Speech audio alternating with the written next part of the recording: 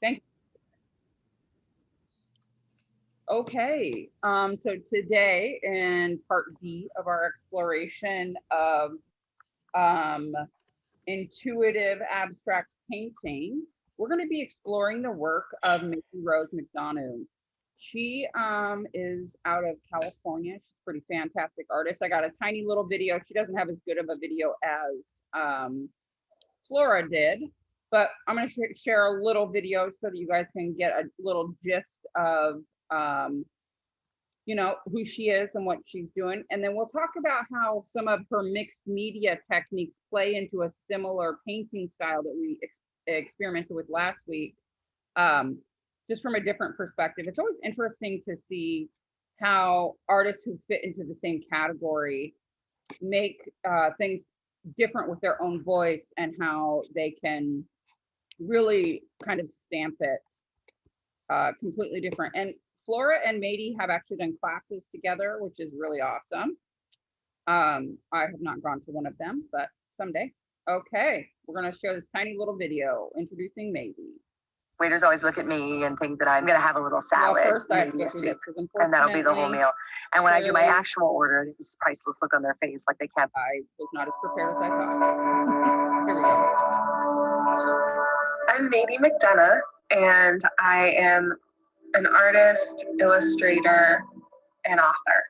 I live in Oakland, and my art was in Berkeley, where I paint, and I work on my own work and client work and illustrations. I work in acrylic paints, and I also am an illustrator of all sorts of things. Acrylic is great because you can layer it really quickly. The colors always turn out really bright and fun. And you don't have to use a brush. You can use your fingers, you can use a brayer, you can use stencils, and I do all of these things in my work. I teach online classes in painting, collage, and creative business. My students are mostly beginning artists, and they live all over the world. I wanted to write a book that would make painting feel really accessible. I think a lot of people feel like painting is intimidating, and so I kind of break it down for people to make it seem really easy. I think painting is an adventure. I've definitely been on an adventure for the last 10 years. The thing I'd like to tell my students and anyone watching this video is it's never too late to pick up a paintbrush or to even begin a creative career. So there's a quick little introduction into the artist that we're going to be talking about today. She's a really enjoyable human being. I've been lucky enough to actually take some of her classes and actually spend some time with her. One of the things that you will immediately notice is that Mady's color scheme is very different than Flora Bowley's, right? Flora's a lot darker, she's a lot more purple. So I created kind of a color patch for myself today of some of the colors that we're going to be working with. As you can tell, there's several colors of pink because pink is a big thing in Mady's work. I always add a fluorescent version because that's just who I am. There's some gold here, a little bit of a dark purple that you can't really tell is dark purple, but some bright yellow. So all of these colors are going to be kind of part of our color story today. Part of the, you know, some of the things that make Mady's work. So because I have a shared studio, I had to do the first couple of layers in advance because spray painting when you have multiple other artists in your space is kind of rude. And it smells and it's kind of toxic. So we're going to talk a little bit about, you know, some thoughts that Mady has on the first couple of layers and how we can expand on those layers. So one of the things to think about that is a little different than how Flora does it, you know, Flora likes to build these intuitive layers of drips and kind of similar color schemes. Mady brings up this process where you use a bright, vivid color as your first layer, and then we're going to cover it, which I'm sure Leah has talked about in other courses, with like a blue color. That gives some depth to the layers. In this instance, I have gone through and added a couple of my favorite stencils using spray paint. So I like to jelly plate print, so I have quite a few stencils that have been very abused. But I recently got a Cricut, and my girlfriend is going to be making me a whole bunch of new stencils. She just doesn't know it. So that I can continue to do this kind of stuff. But as you can see, some of my favorite stencils are pretty well worked over. I like dots in different sizes. And I like to cut my own. This one is cut literally out of paper. The time that I made it, I don't remember why. I just needed 3 basic lines, but it has turned into one of my go-to stencils. And it's just made out of like literally cardstock. You can see where the back has been pressed against the jelly plate, and then the front has been spray painted repeatedly. And those are the 3 stencils that I used in my surfaces today. And then I have all kinds of other ones that I might throw in there today as we're kind of going through this demo. What I'm going to do is I'm going to demo the first couple of layers and then have you guys start working on it. And then we'll kind of do what we did last time, which is kind of how you have to work with intuitive abstract, is you got to let it kind of dry in between. That's why we use acrylic, as Mady definitely was generous enough to tell us. So we're going to start here. So I laid down hot pink. It's not really a hot pink. It's a quinacridone rose. And then I used kind of a vibrant green and a nice little cerulean blue here. And what I'm actually going to do is I'm going to bring in a blue layer, because kind of the concept, or what I'm going to work with today is, you know, I live on the beach. So a lot of my daily experiences are about the beach. So I've got some ideas. Today's going to be really fun for mixed media artists. We're going to do a gold leaf demonstration, and we're going to do some braille work. So it's just going to be a really fun little thing. So the series, huh? I'm sorry, so sorry to interrupt you. Would you show me again the palette? You originally kind of flashed what you had said we're going to do. Yeah, we have a quinacridone rose. We have a flat cobalt teal. I added a cerulean blue deep in there. For my yellow, or it's kind of a neon yellow, I did a cadmium primrose, which is a matte fluorescent yellow. I have a quinacridone magenta. And for my darks, because as I've mentioned in the past, I don't really like to do black. I chose my muted violet, which is kind of a purple black. And then I have, for some real pizzazz, I brought in the iridescent rich bronze. And we'll use some of that. I do have fluorescent magenta and white in case I need them. And I did put orange on here. I don't know that I'm going to use the orange, but it's a pyro orange. So those are kind of the versions that we're going to go through. Thank you. I do have a variety of high flow and thicker ones. It doesn't really matter as much with Mady Rose's style, whether you use high flow or whether you use regular acrylic. So I kind of just like to use the bottles that I appreciate the most, right? This first layer is Amsterdam's quinacridone rose. Some parts of it have a little bit of white. And then I really terrible cheap spray paint. It's Krylon, you know.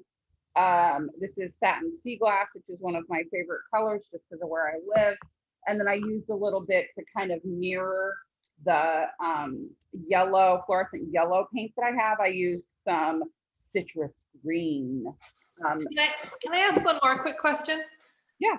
I missed your last class, but I was able to look on the student page and view it. Yeah. So with this artist and Flora, it feels like when we first started abstract classes that we were kind of limiting our palette, like 2 warms and a cool, 2 cools and a warm.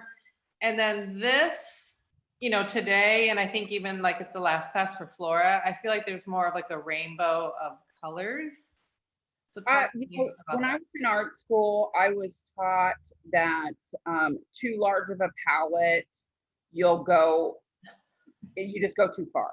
You do. You're more likely to create browns. You're more likely to mess it up. What I can say though about both Flora and Mady is compared to our like the foundations courses that we did, the first 4 foundations courses come from more of a fine art perspective. those are going to be more like artists like Lee Krasner, you know, Helen Frankenthaler. Whereas this new version of abstract art, which is kind of this intuitive stuff that Flora and Mady are doing, is meant to be accessible to everyone. And so they don't put any limitations on it. What I love about both Mady and Flora, though, they work on the same color palette. They use the same 5 to 7 colors every single painting. So they get really used to them. You know, for my own self, I usually like to do 2 or 3 shades of one primary color in one temperature. I like to do a secondary color in that temperature. And then I always have one color from the other temperature. So I do like 5 colors-ish, you know, and then your neutrals.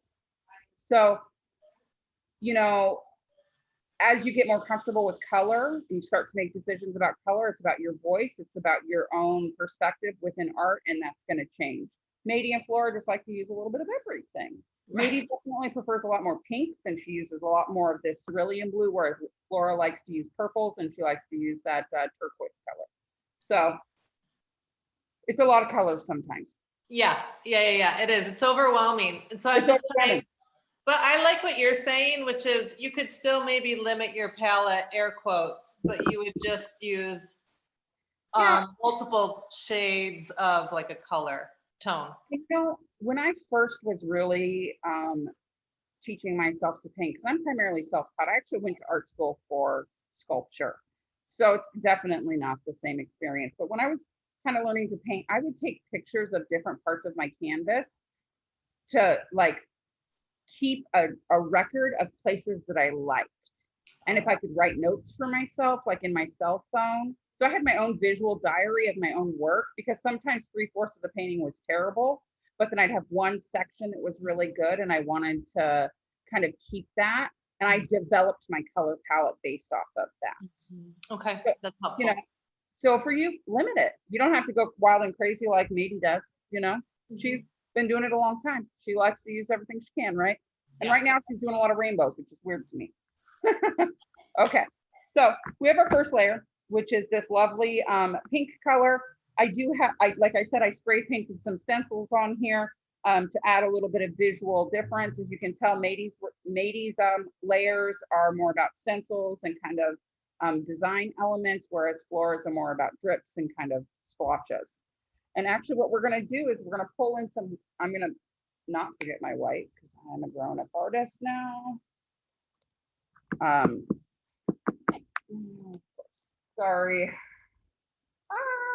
Give me a second. I thought I had, oh, it's because my phone's on it. Go figure.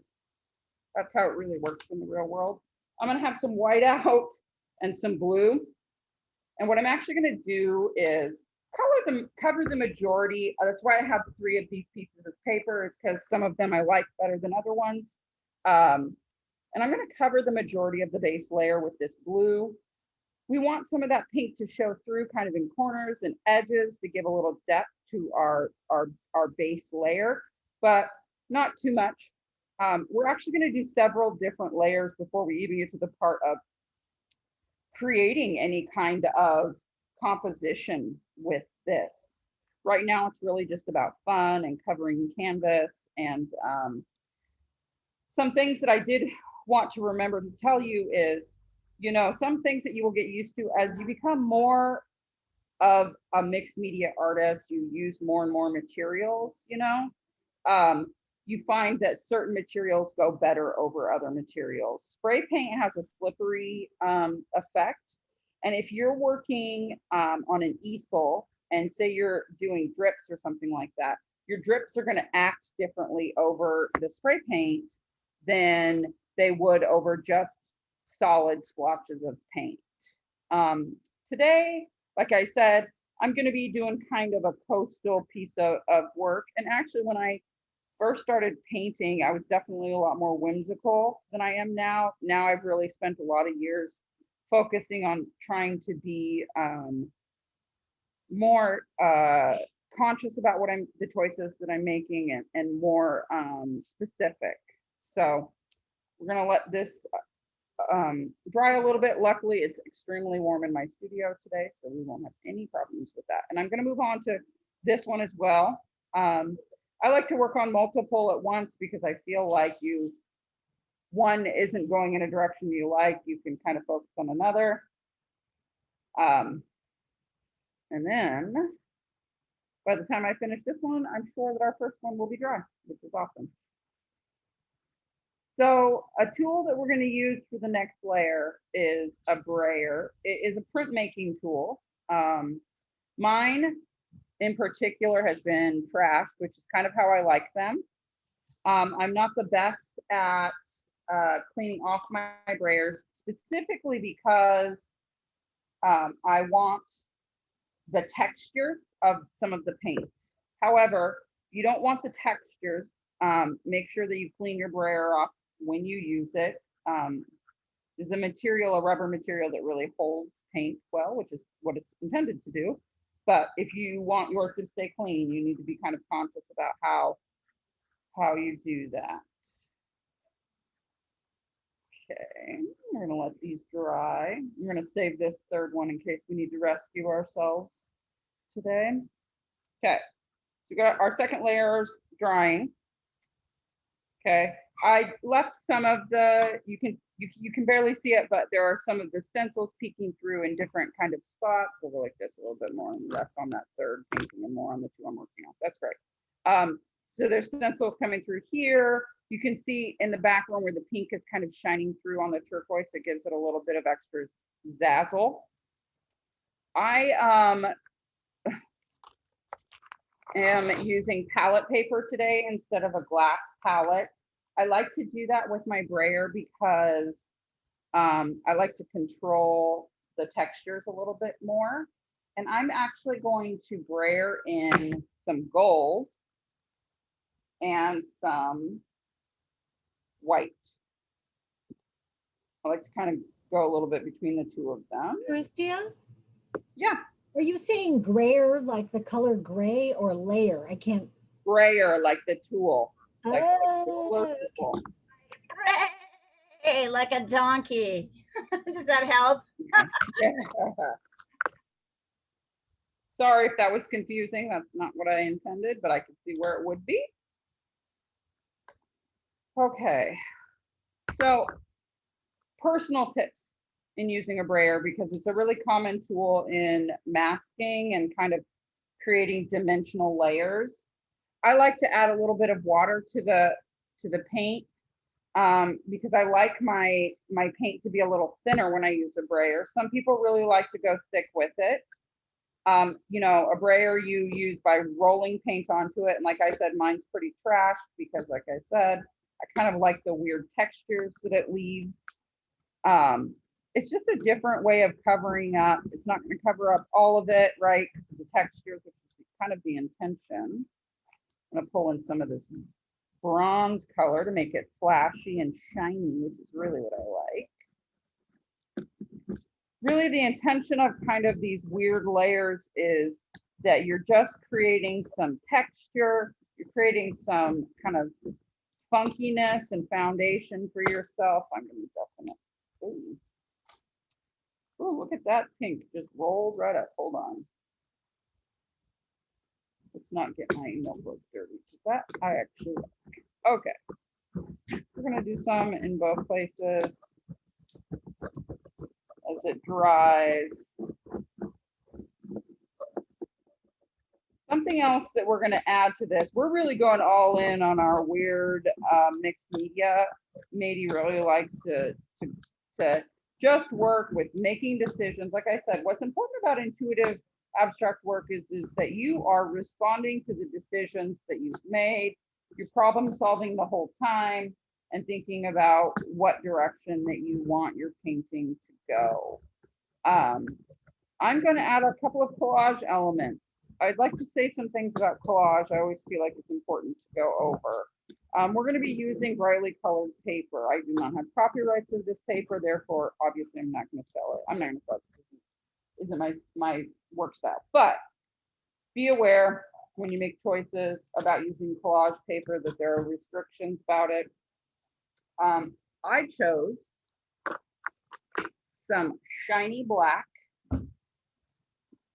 collage.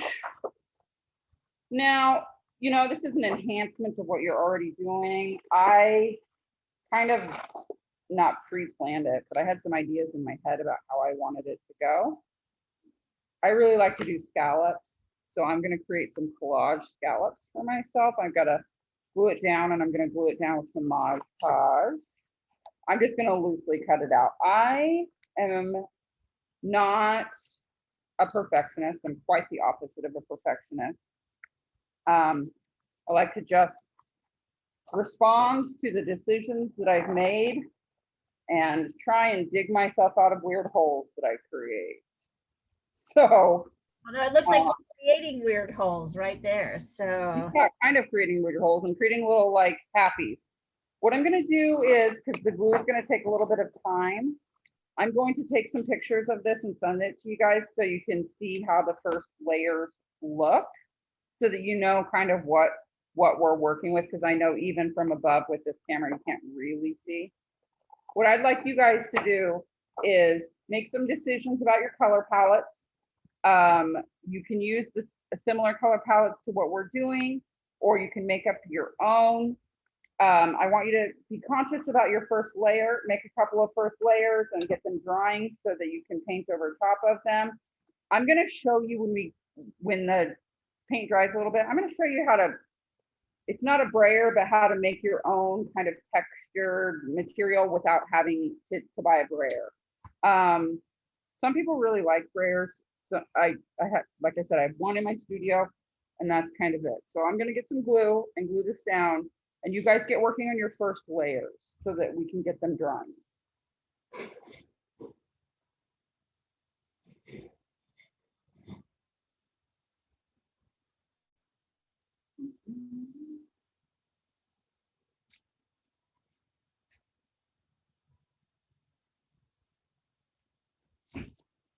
Oh man, this is going to be wild and woolly. Let me tell you something.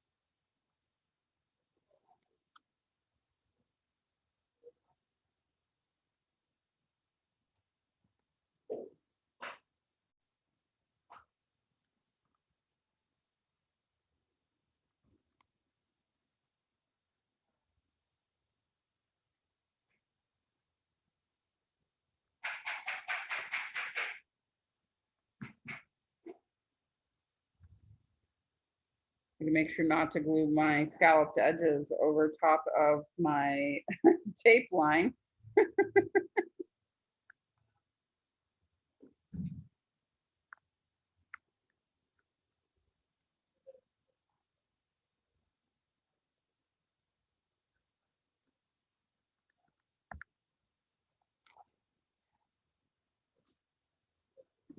So Carissa, are you going to want to see their first drafts? No, these layers are gonna get totally covered up. But I'm gonna send a picture of what mine look like right now so people can kind of see a better version than this camera. So they'll get some good visuals right now. And then where do you expect them to be? They're working on their first couple of layers. I explained that already.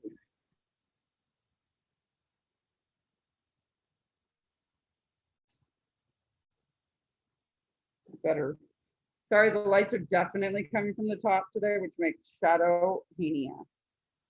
And there's my little scalloped edges. So cute. I love these. Sorry. These are really great. They're like, it's funny. I'm looking at it, but it's wonderful to see the pictures. Yeah, it helps you see really the texture that you're creating, because really like this process is about developing texture.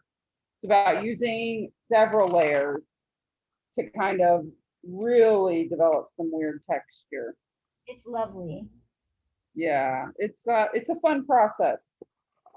There's really no way to do it wrong, so to say.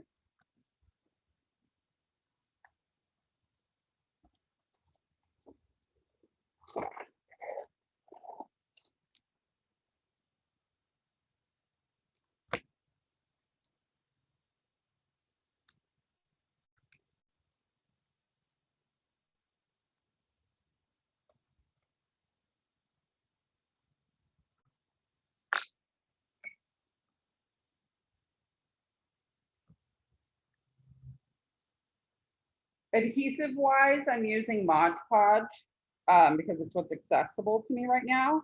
Most of the time what I use is the glue sticks. I just think that good old fashioned glue sticks are the way to go.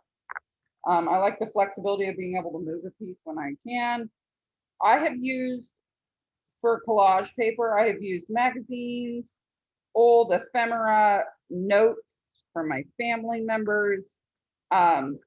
I spent 6 weeks in Madagascar, and my partner at the time was in Madagascar for a year, and so we had a lot of love letters that went back and forth across the world, and I used those in a painting. I mean, you can use kind of any kind of paper material that you want, that you like the design that is on the paper. This is just standard cardstock that I had hanging around my studio. I'm sure it was used for something weird. And I kind of like the way that the design and the shininess of it looks very different than my actual painting. Okay. How do you feel about cat hair as texture? Yeah, I think that you got what you got, right? I've got a ton of that. Their hair is everywhere. My partner got a dog hair splinter in her foot, which I didn't even know could happen. And it's real. So we're pro all the weird textures that you could possibly get, right? So the kind of idea that I had for this painting is that I just finished a series of paintings of my own work that are based off of the large cargo ships that come through the Columbia River here. So I live where the Columbia River meets the Pacific Ocean. And so we have a pretty major highway where these big cargo boats come off of the ocean and hit the river. And so I've been kind of thinking about that as I'm thinking about what we're going to do here. And so I think that I'm going to kind of do some waves. So at this point, I've got some pretty awesome texture going and some great underlayers. I'm in love with it all. I'm going to use a paint pen only because it's here. Mine is fairly large, but you can use any kind of drawing utensil that you want to. I kind of like to use acrylic on top of acrylic. I'm going to outline some for myself, some waves, and I'm going to start to do that. So I'm going to figure out how I want them to look, because I'm going to use my gold leaf to create a little boat on the waves. Couple of tips about gold leaf. The most important part about gold leaf is it's an adhesive. It's a very specific adhesive. Lots of people have different opinions. I always use Mona Lisa metal leaf adhesive. Your surface needs to be entirely dry before you try to add gold leaf adhesive to it, just so that you know. As well, your hands need to be dry. So keep that into consideration when if you decide that you want to play with gold leaf. I use gold leaf in my work, not in any kind of representational way, but more symbolically, whereas today we're actually going to use it to kind of make ourselves a cute little ship for our little. Hey, Carissa. Yo. In another class, you mentioned that you have a paint color you really like that is like the poor man's version of gold leaf. It was a bronze? Yes. What was it? It's Liquitex heavy body iridescent rich bronze. I like Liquitex's version because with metallic bronzes, if you don't get the right consistency, it's not worth your money. So this one's thick, which allows you to use it. Also, gold leaf, there is liquid gold leaf. I do want to say this about liquid gold leaf. In comparison, I'm actually going to use the sheets of gold leaf. Speaking of, can you turn the fan off? Oh my God, no, you cannot. Never mind. It is gross over there. but there is liquid gold leaf. So you can actually just paint it on. Isn't this adorable?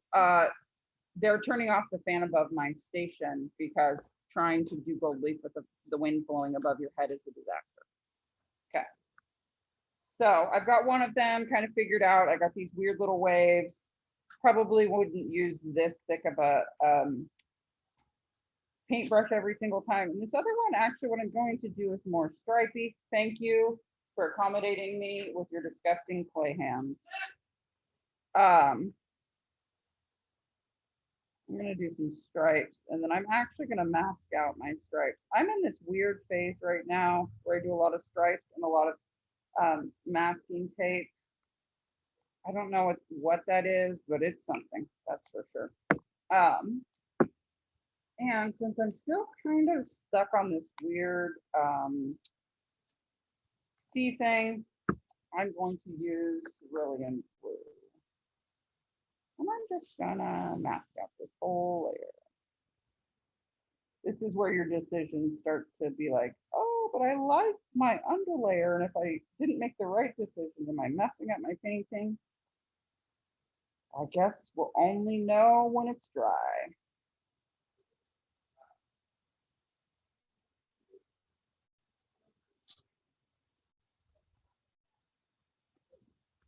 Perfect.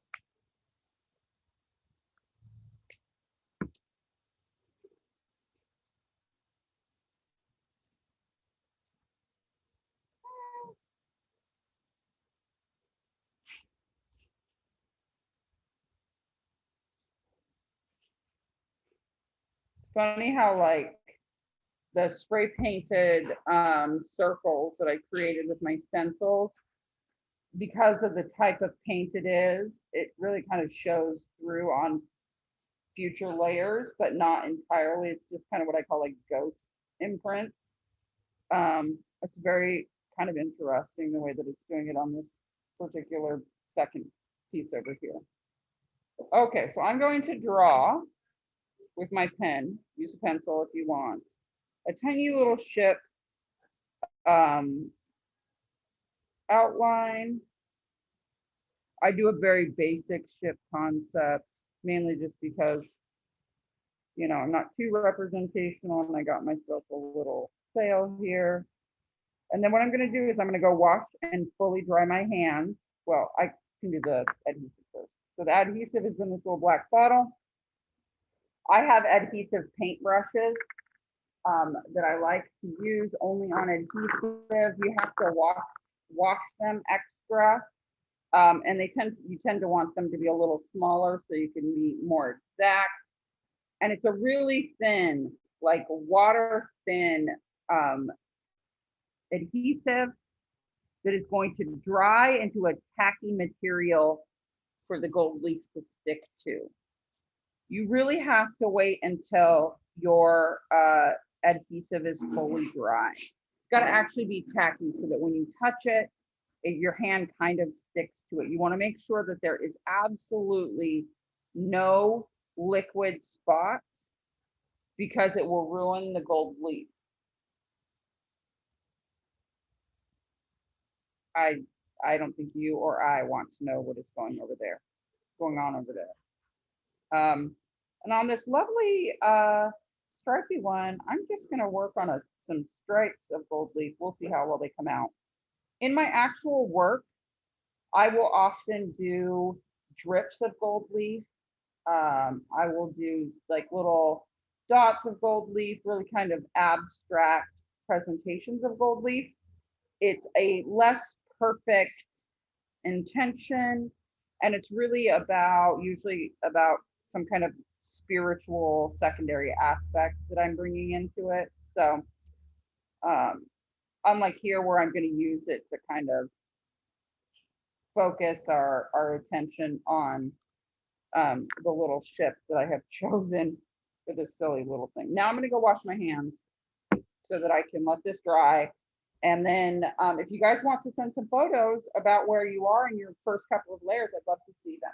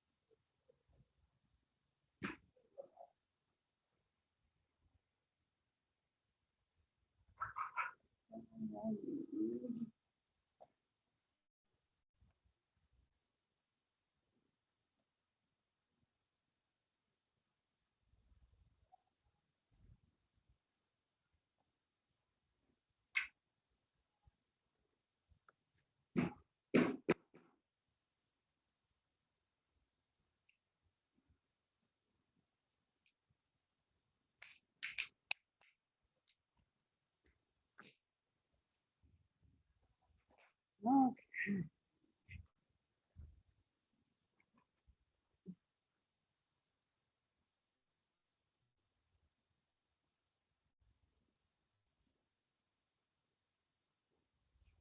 I like your first layers a lot, Jeannie. Great circle choices. I used to do a lot of circles like that, and I love it. I love all the little things that you're making. Thank you. I had a lid, so I used it. I mean, that's honestly, that's kind of what this kind of painting really is about, is, you know, using what's available to you. So I just haven't have a lot available to me because of my studio. Here you can see the outline of my cute ass little ship coming through. And then this is the one that's going to be just focused on some stripes. Ooh, love it. I did a children's series at one time for my nieces when they were first born. I just wanted some kind of positive artwork for their nurseries, you know, and it was really actually also about like encouraging fantastical lives for them. I grew up in a family where we didn't have access to a lot of resources and things like that. So we didn't have these like wild dreams of what we could do. And I wanted to encourage my nieces to have some wild dreams. And so I made in a similar format to this, you know, where I made quite a few paintings that were about like getting out and traveling, having new experiences. Usually they involved kind of little characters, the little girls kind of riding the sailboat on the waves and things like that. Just as this kind of opportunity to say like, try something that is bigger than you think you can possibly do or be. So my gold leaf adhesive is drying very well. Some people apply gold leaf with white gloves. So the reason being that there are kinds of white gloves that you handle art with that don't allow the oils in your skin to attach to the gold leaf sheets. I am a rule breaker. I am a rogue wild woman and I use my hands. However, I have these two brushes. These are my gold leaf brushes. You can see the black one because of all the times that I've swept off gold leaf, okay? They're cheap. They're coarse, which is what makes them really special. They don't get used on anything else. They're never wet.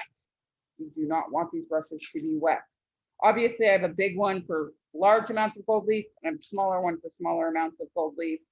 And it just has been my experience that that's super helpful. What I'm not going to do during this example is that I also have a tabletop vacuum that I vacuum away my gold leaf. I'm just going to sweep it off today because I won't make you guys listen to the sound of me vacuuming. But I am using a bronze leaf because we used a bronze color paint, right? I have gold leaf, I have bronze leaf, I have lots of copper leaf, that kind of thing. I really love it. Apparently though, I did not know that there was black leaf until recently. So I actually do even terrible things like tear off pieces instead of using full sheets of it, okay? Because I'm only leafing smaller sections, I don't want to waste my leaf. It's expensive.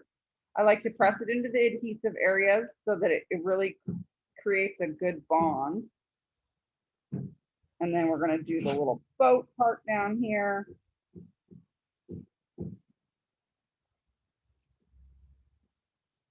I really have a spot on my finger that did not wash off well. And let me tell you something, it is torture right now. All of my gold leaf is attaching to it. Hence the reason some people like to use white gloves.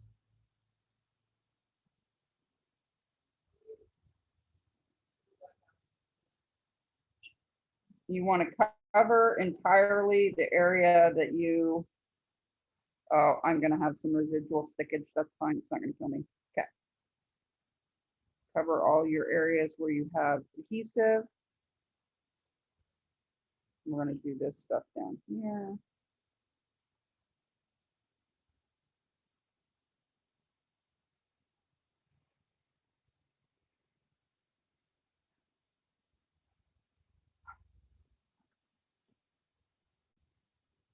I thought I was a gold leaf addict, but then I just learned that somebody in our building is doing sculptures covered in gold leaf. And I feel like that's insanity. It is a trying material, to say the least. I cannot imagine trying to do a variety of sculptures with it.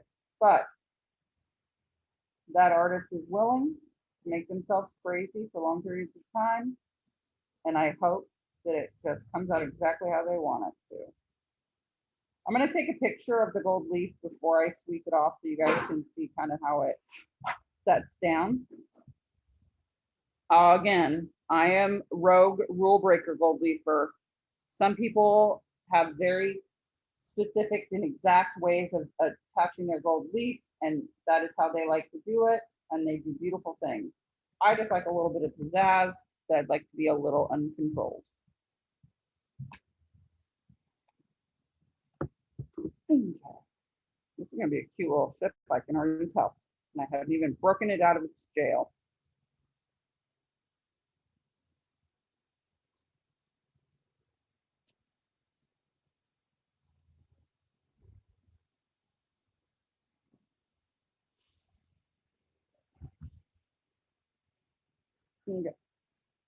Okay, and here's my best part, sweeping it off.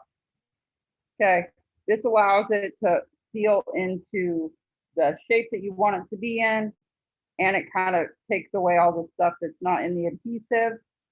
I will tell you again, just to really reiterate, that your paint needs to be fully dry before you do this, because you do not want gold leaf sticking to places that you didn't anticipate it being, which you're going to see on this other one.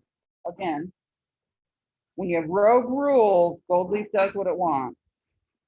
You just get stuck with the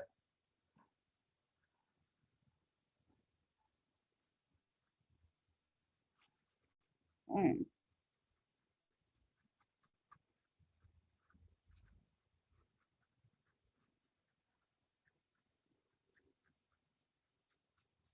Okay, we're looking pretty fancy. Now this is the part, you know, you're gonna kind of figure out how you want to finish out your details. I am going to outline my little ship with some black paint just to make it kind of right on the edge of my gold leaf. And I may choose to bring in some other colors into my waves so that they look more wave-like. This abstract one that I have over here, I think I'm gonna probably bring in some more stripes, just because, like I said, I'm obsessed with stripes right now. Mady Rose's concept here is that, you know, you're working to just kind of connect with yourself on the inside with that childlike self. Not following too many rules, about brightness and happiness. This is a happy little ship. Let me tell you something. It's so freaking cute.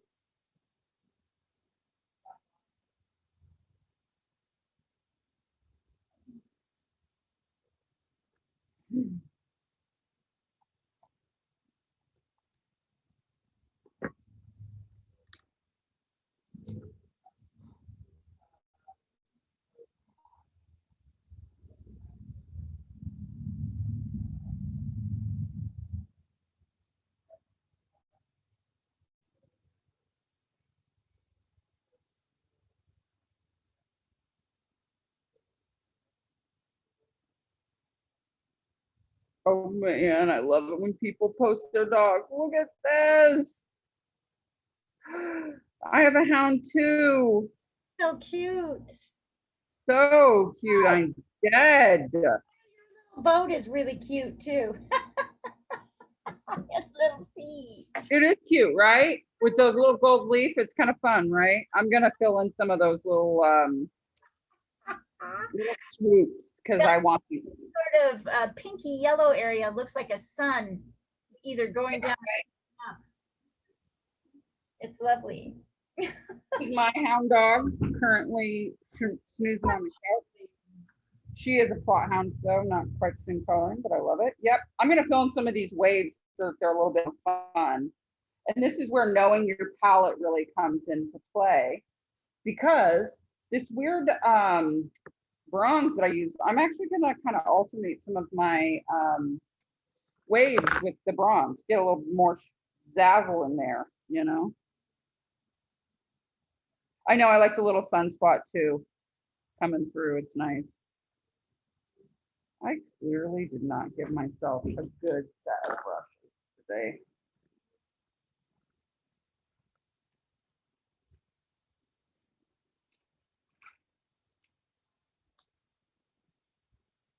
Okay. I could get lost in sea themed art forever, let's be real.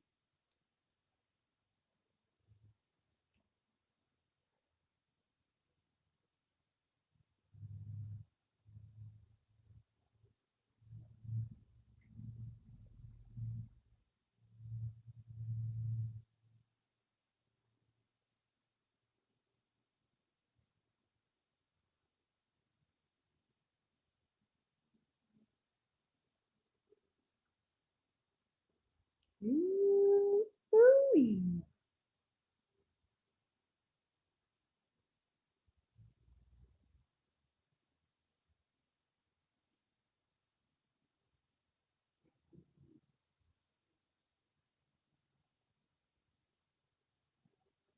Mm.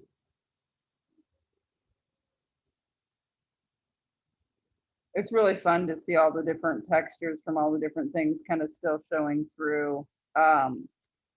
Some of the things, you know, that can be used, you can make stencils out of doilies, which was what was in Matey's video, which I think is always this interesting concept of, you know, I inherited a bunch of kind of vintage lace from an old coworker once.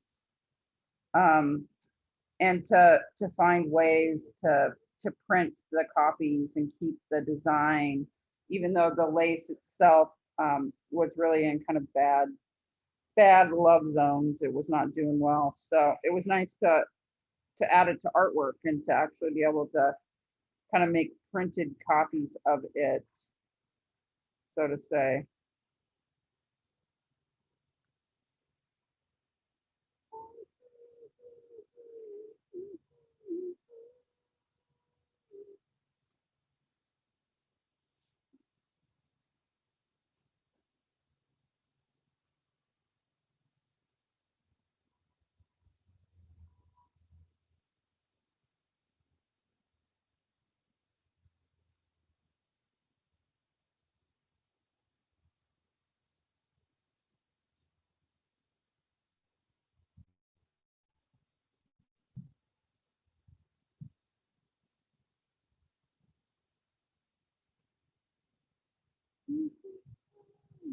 Okay.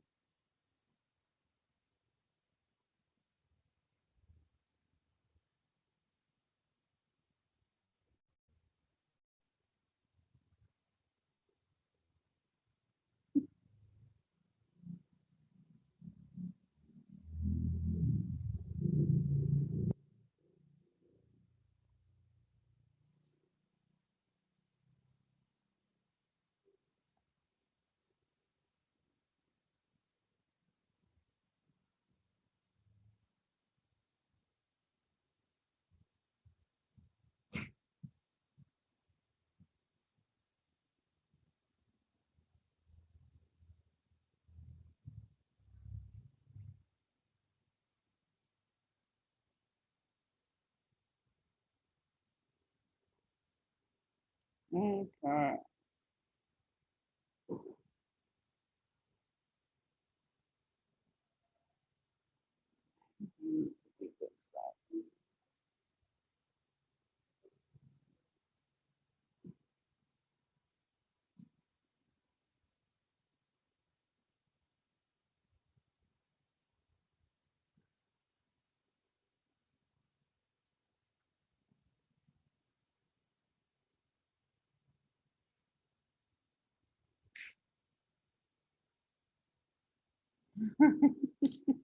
This little ship one is really kind of a cutie, I have to admit.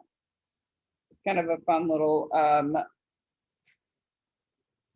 flow expression of a painting.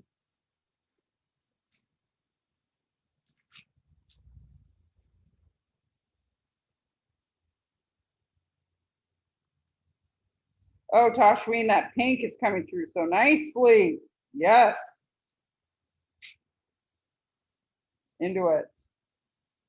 I actually was just thinking I'm gonna let my painting sit for a little bit and decide if it needs some more pink, because got all this great pink with me today. I want to kind of use it. Oh man, this is my favorite part, pulling off the tape. Makes it feel like such an official painting at that point. And then it can dry. Gonna work a little bit on this abstracty one that's less about these kind of delightful little caricatures. I tend to do little sailboats.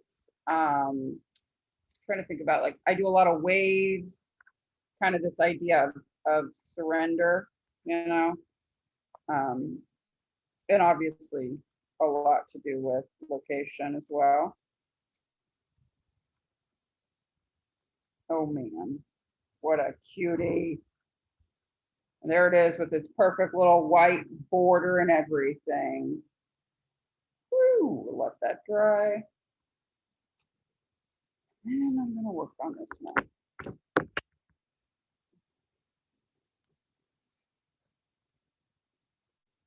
Don't be afraid to fully cover. Oh yes.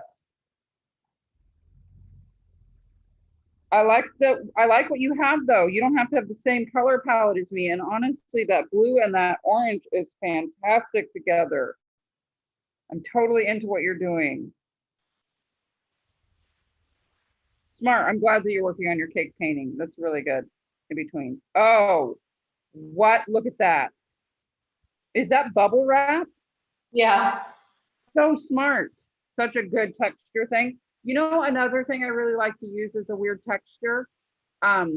Lemons come in little bags when you buy a bag of lemons, and they create a very interesting texture. Yeah. And then just kind of a side note on texture. Golden does make gel mediums that you can use to transfer texture to your paper and then paint on top of it. So like you can take the bubble wrap and it actually, like, the texture stands out and then you can paint it. I tend to be weird about texture, which I get made fun of a lot for. So I don't use those mediums as much as other people do, but they're really quite beautiful. Hey, Entire things. Krista. Yeah. We've talked about in other classes, and I'm sure it'll come up on this one as well, just like when you know you're done. Yes. I'm working on, like, my pieces are like I think they're 7-inch squares, so they're pretty small pieces. Yeah. Because we have the time, I could just keep on keeping on, or like, do I stop and start a new piece? I think that it's whatever's comfortable for you. What I'm going to say to you is this: I tend to work on several at once, but even when you talk about that knowing, I took this one out of its little tape and I put it to the side because I'm not really sure entirely if I'm done with it. I kind of feel like I might want to add a little more pink, but when I personally get to the point where I'm questioning whether it's done, I just give it a recess. I just put it over there and go back to the one that I know isn't done. Got it. I think it's whatever you're comfortable with. I'm here for questions and to give feedback if you want to send pictures. Again, this is where we talk about, like, the ugly thing. Sometimes it has to be really ugly before you finish it. Sometimes you just know, and sometimes you work it too much. And I can tell you, I've been there 100 times in my life where I've worked a painting to death. I just actually, I'll take a picture of you guys, take a picture of a painting that I had to rescue from the depths of a dead zone because I had messed it up so bad. That's the nice part about this kind of painting is you're creating so many layers even if you mess up being done, you can easily just cover it with new stuff, you know? What are you working on, Leah? I know it's not this. Oh, I just finished before class that commission that I was working on last week and delivered it. So the three people in I'm the just like, you know, after a big commission, I'll often find myself just sitting in the studio. So I'm doing little like administrative stuff, really enjoying watching you guys, feeling a little. And Melissa and I have been doing these Instagram takeover for open studios all day, just to give people examples of things they might do. It's fun. We could just Yeah. keep going. It's Every minute. the Instagram takeover thing was a better idea than I ever imagined it would be. So great. I'm really blessed with that. I'm gonna put in the chat if you guys want to follow PDX Open Studios. That's actually how Leah and I on know each Insta- other, is that we work on Portland Open Studios together. Yeah.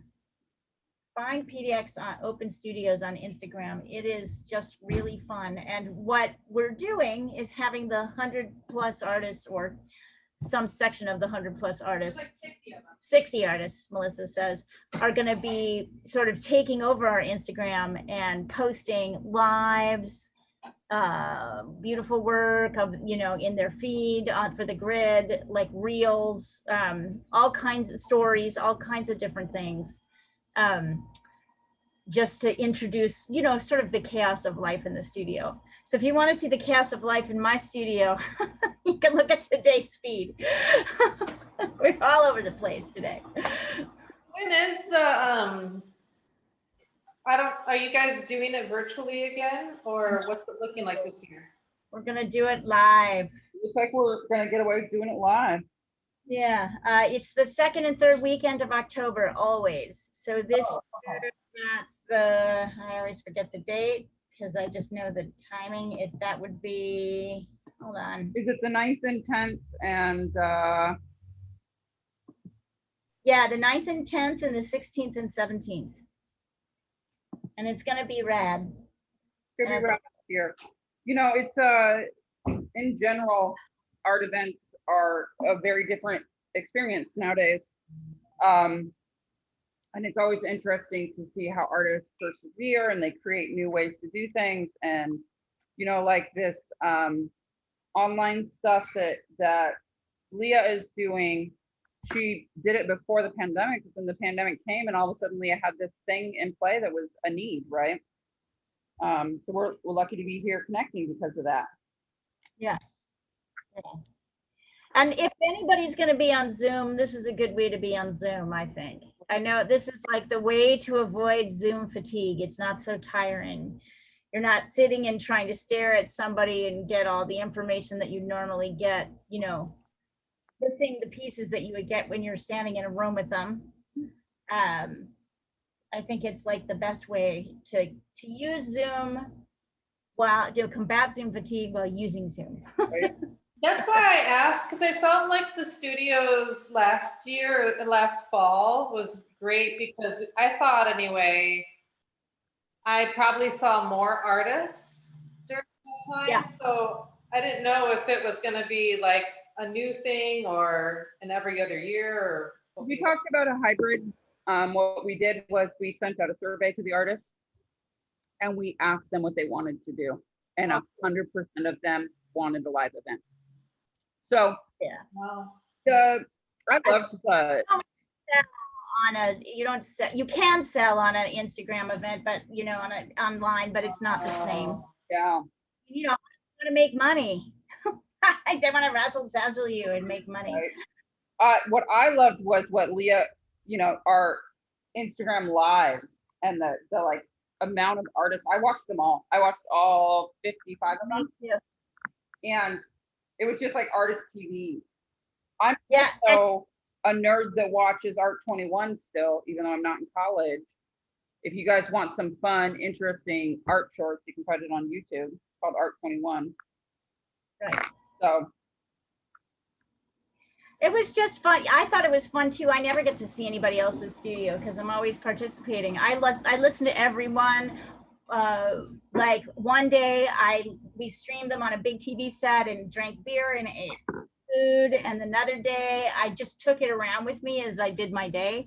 So all day long I had my phone going, listening or watching every single one. It was totally great. It was very hard to explain to people how great it was because it was different than the normal thing. But I agree, Marcel. I think eventually we will probably go to a model, and there will be some people who will be going live.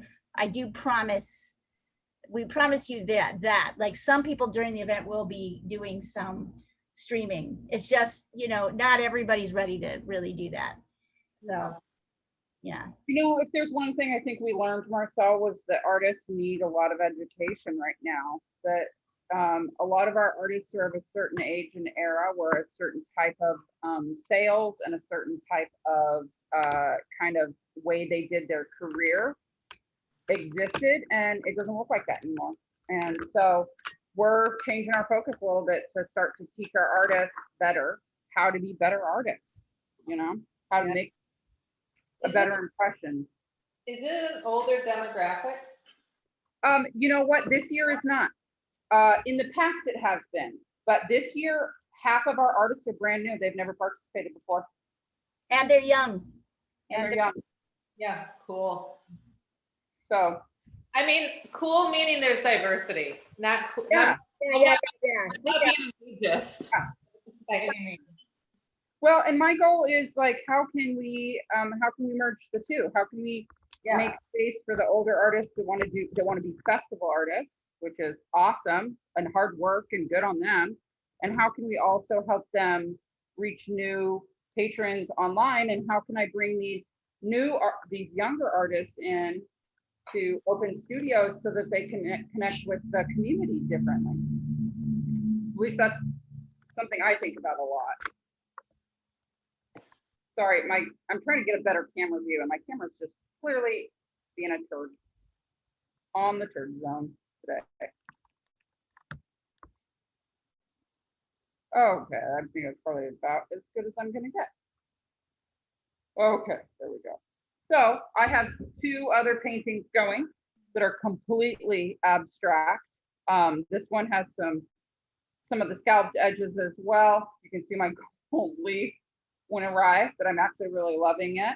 And then letting my stripes dry. And this is the one that I didn't put a top layer on. Part of that was because I love the way that my stencils came through, you know, and that is part of intuitive paint. You know, this intuitive painting process is, if you like something, you know, work with what it's giving you.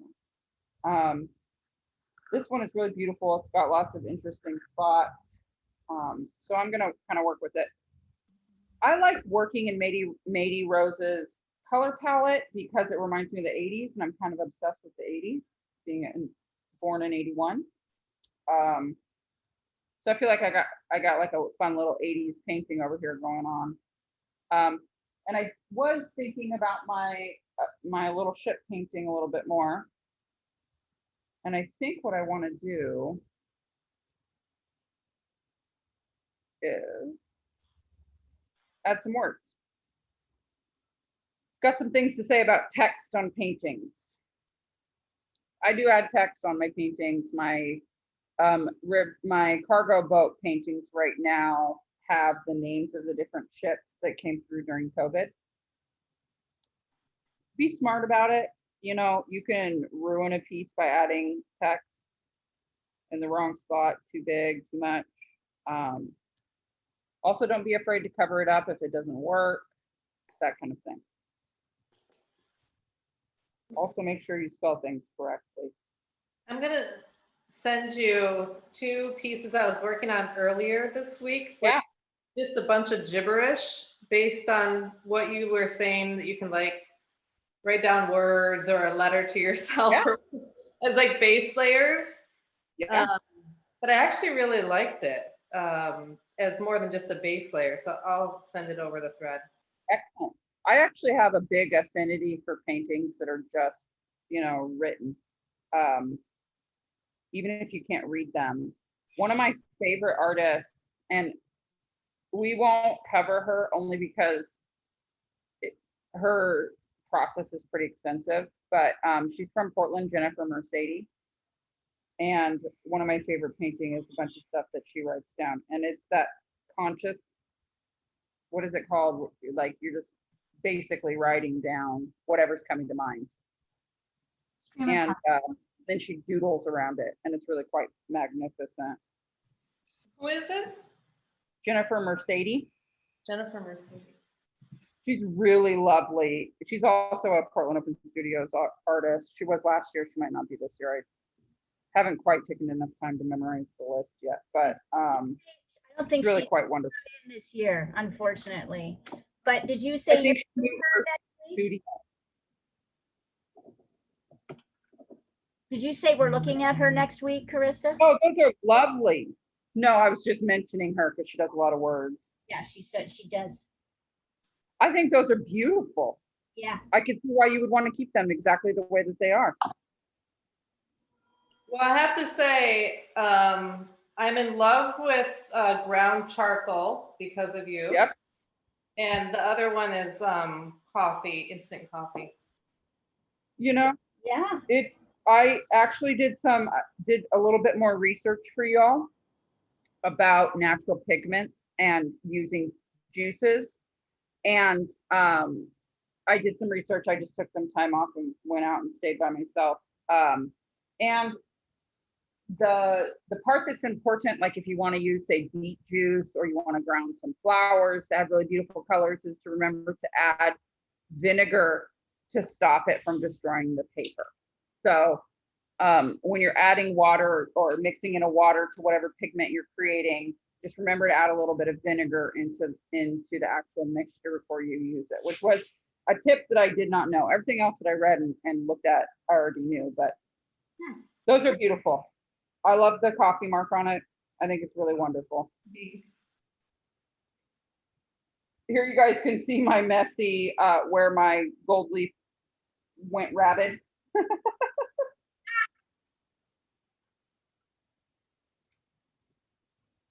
I love the texture of the top of that. Oh, I see why you like that, Carissa. It's really nice. It's really nice. It reads Yeah, really- that's why I didn't really cover it up. I kind of like it in the pink format that it's in. And again, the same thing though. It's kind of hard to know when to say no and stop, you know? Mm-hmm. I meant to spend some time finishing my pieces from last week, and this week was crazy, but maybe this week I'll have enough time to actually do that and show you guys how they kind of came out, because I like them. I don't know what I'm going to do with all these weird demos, but I'm into it.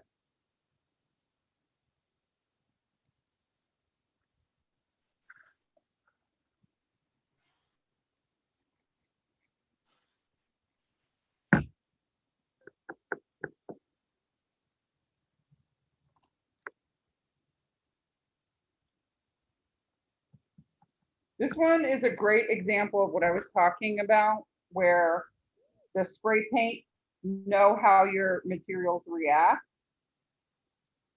You will see where the drips that were created by adding water to paint, like, you know, Flora taught us, so to say,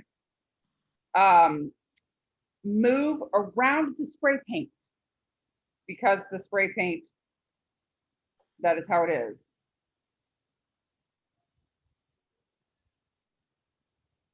You know what, Jeannie? I am so glad to see how many different layers you're putting into yours. I really like the white and the addition of the Okay, white. I wasn't sure if that ruined it or that made it. No, I like it because you know what? It gives a little bit of depth. It needed something. It needed something, and I love that. I love how geometric your work is often. I think it's really nice. Thank you. You can see where how the paint just kind of moves around the spray paint because of the way the materials react together.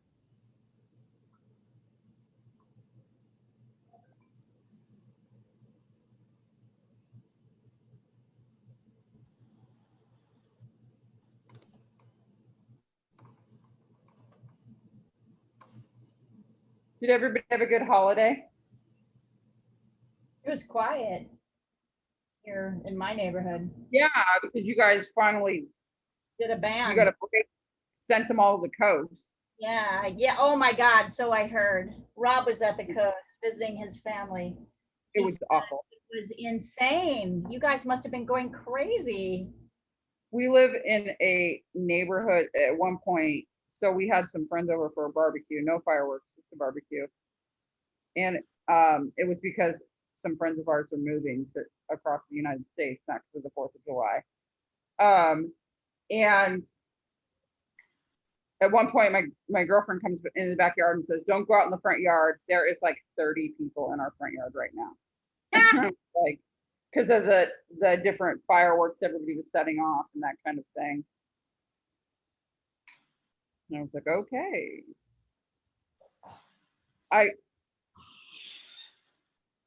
Yeah, it was super loud, lots of illegal fireworks, you know, the whole bit.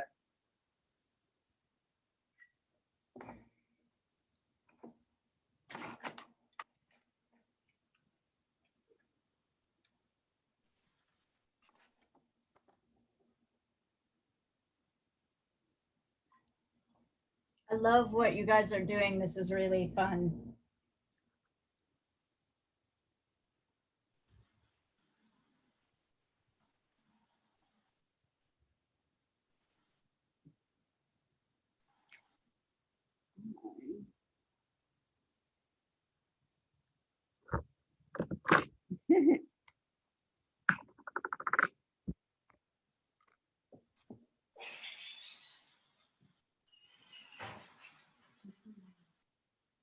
You'll be happy, Krista. I'm tracking down. I did an inventory of all the signs, numbers. You know how to make a lady happy. Yes. So I'm just kind of pulling that information together now. You'll be getting an email. I love it. I can't wait.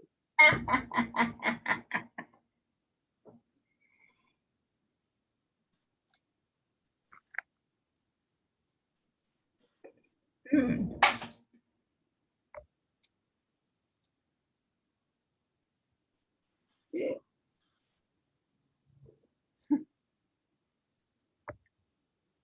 Oh, the white. Yes. I feel like an announcer at like a spelling bee. Now she's laying down the white. It kind of was like, it was reminding me a little bit like a dark cloud, you know? Yeah, It's yeah, like, it'd be cute if some little clouds came out of it, you know? Now Kinda she's go with down the my- to reduce the idea of this being a dark cloud. What's she doing now, Fred? I don't know. I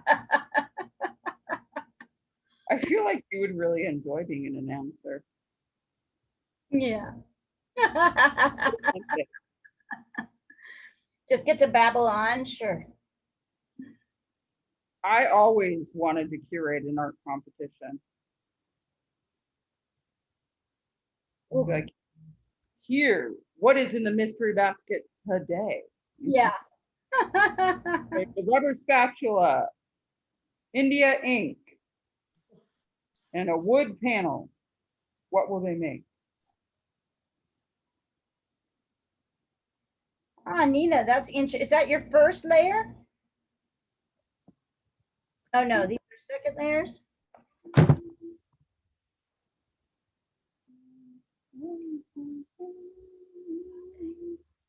Oh, wow. What did you use to keep the water off of the surface? I like it. It's masking fluid to preserve the white Yeah. space. Masking So, fluid is you've so used wonderful. that before, yeah, right? Yeah. It's There's for a color mostly. Yeah, I'm using watercolor today. Portland has a great abstract artist that uses masking fluid with her acrylics.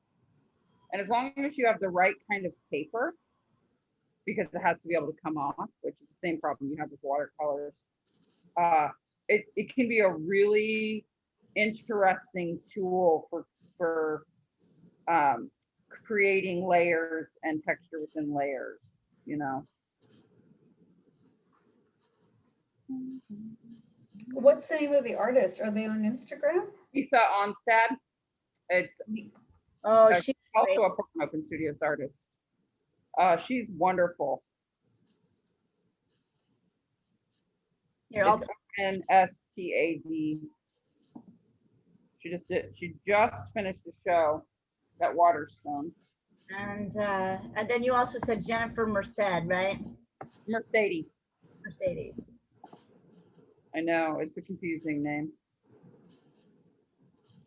Both worth following. Jennifer Mercedes, like, doodle process is pretty magical.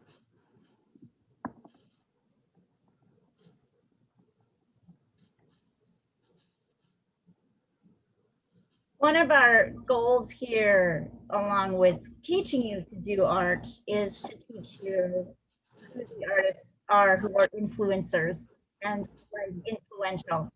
It's really important not to understand like the shoulders that you stand on when you do this painting. Very, very important. So art history is as important. I mean, in this particular case, we're talking about two contemporary artists who deserve to be recognized. But you know, we'll also be talking to you, you know, Christopher Vincent, Helen Frankenthaler, and Lee Krasner, who are two massively influential people. So it's good to know all the people who came before you to lay the groundwork. Lee Krasner is like the mother of abstract art. He's fascinating. Her life story is fascinating. Her taste in men is awful, but her life story is fascinating. Which is interesting. It's also important, I mean, for myself, it's important to remember the privileges that we have being female artists in this time, right? Yeah. Like Lee Krasner's career took off when her husband died. Not that she wasn't working, but she was, but her studio space in comparison to his studio space, because he was the man, he got the primary studio space. Her work really became quite magical once she had access to the larger studio space and the full gamut of things.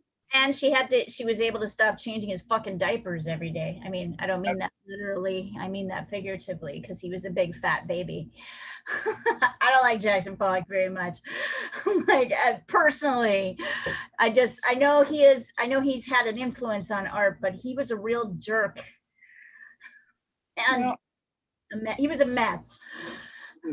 Leah, what female artist are you talking about? Lee Krasner, who was married to Jackson Pollock. Yeah. Oh, really? Yeah. Oh.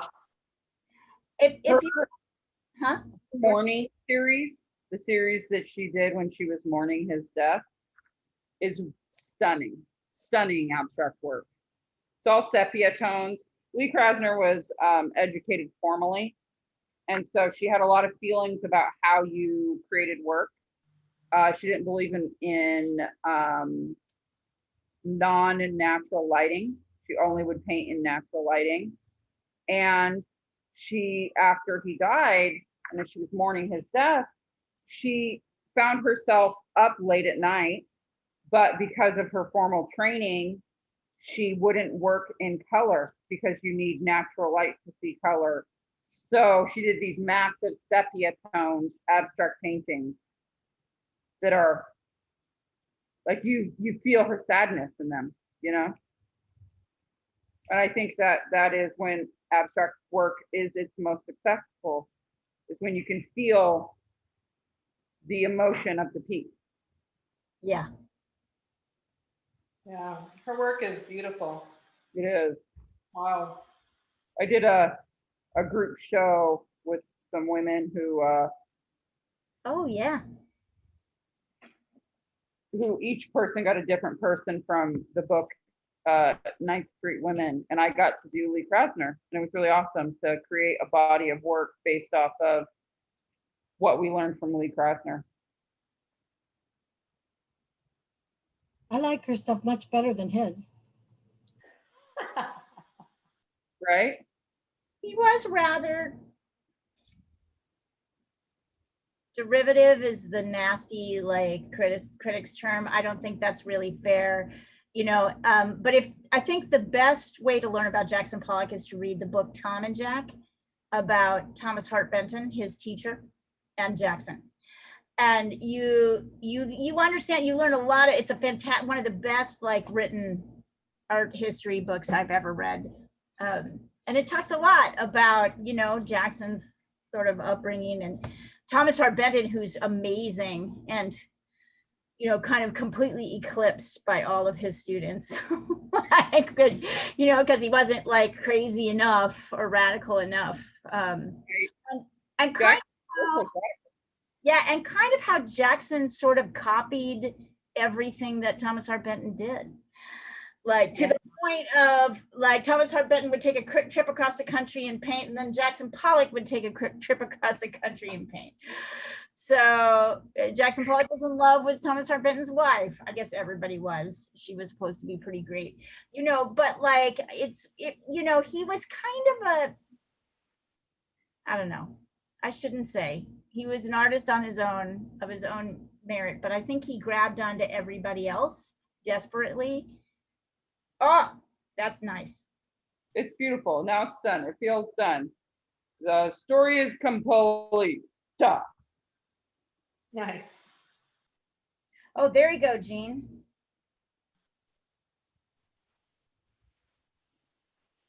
Oh, I love the orange. Mm-hmm.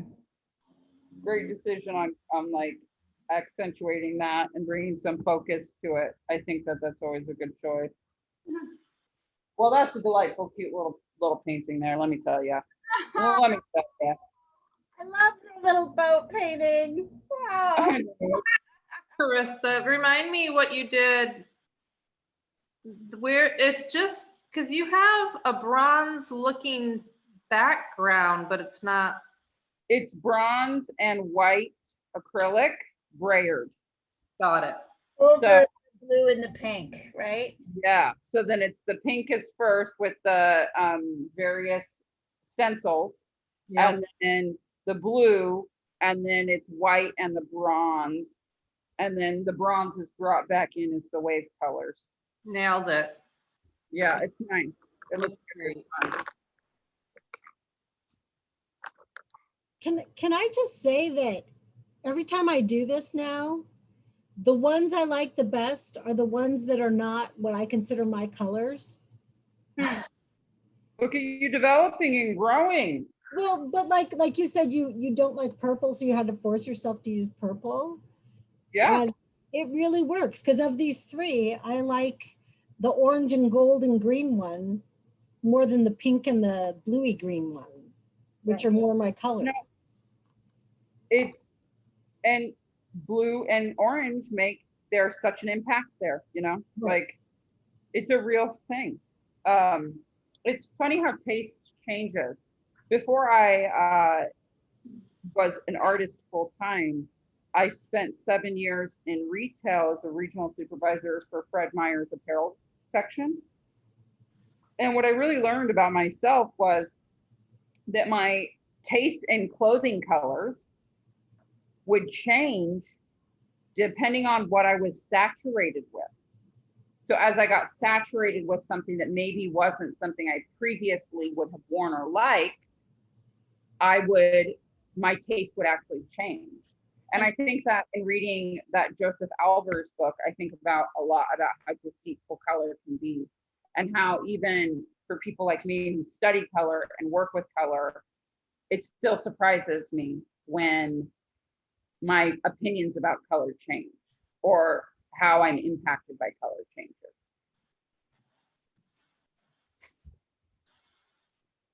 This one's really cute. This little cloud is cute too. It's not as cute as the little boat. The boat's pretty freaking cute, but The boat is the cutest. The boat is the cutest. There's something about that feeling. I think that we're coming out of COVID, coming out of that feeling of just being isolated and stuck. It's a lot to process. I made the mistake recently of watching a very sad rom-com. It was the worst decision. I can't even tell you guys. Like, I was home. I'm working on Astoria Open Studios is coming up. So I'm working on these really sweet little sketches. And they're like 5x5 squares. And then I frame them in a map that I cut with my Cricut. And so like as I'm working on them at home, I'm like, oh, I'll just watch a movie. I'll watch this movie called Irreplaceable You. Oh. It looks kind of funny. It looks like the storyline is that like two people are engaged and the girl is diagnosed with cancer. And so she decides she's going to spend her time while she's alive trying to find her fiance a new partner. Oh, God. I think it's going to be funny because the way it's written is funny. I was sobbing by the time Audrey got home and she was like, what is going on in here? And she's like, it's just so sad. And then of course it leads you down the COVID hole because then I'm like 600,000 people died. It was not a suggestion I would make right now.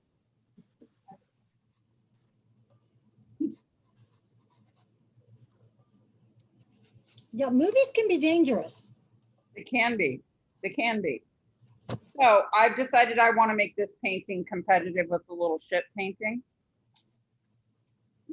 So I have an idea. I'm going to share it with you guys before I do it. And the idea is this kind of moody cloud, and I just added some orange, which really brightened it up and made it lovely. And now I think what I'm going to do is I'm going to bring in the gold leaf, because there's no gold leaf in this one. And I'm going to make little gold leaf raindrops. Okay. But here's one of the hard parts about mixed media is that where I'm going to put the raindrops was spray painted, right? And so spray paint is latex. That's how it hardens. And so it can be hard to put gold leaf adhesive on top of and actually have the gold leaf stick to it. So you have to be really conscious about the choices about where you put the gold leaf so that it actually is adhesive. But I think it'll really make this painting really cute if the raindrops coming off of the weird cloud, angry cloud, not angry cloud, are kind of gold leafy. So we will dive in and see what we can make happen.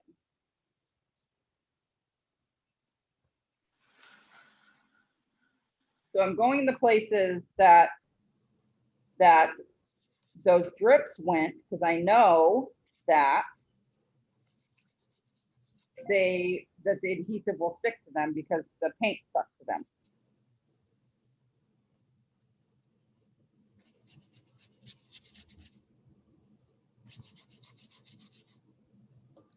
Oh, good, Tosh. Good on the cake.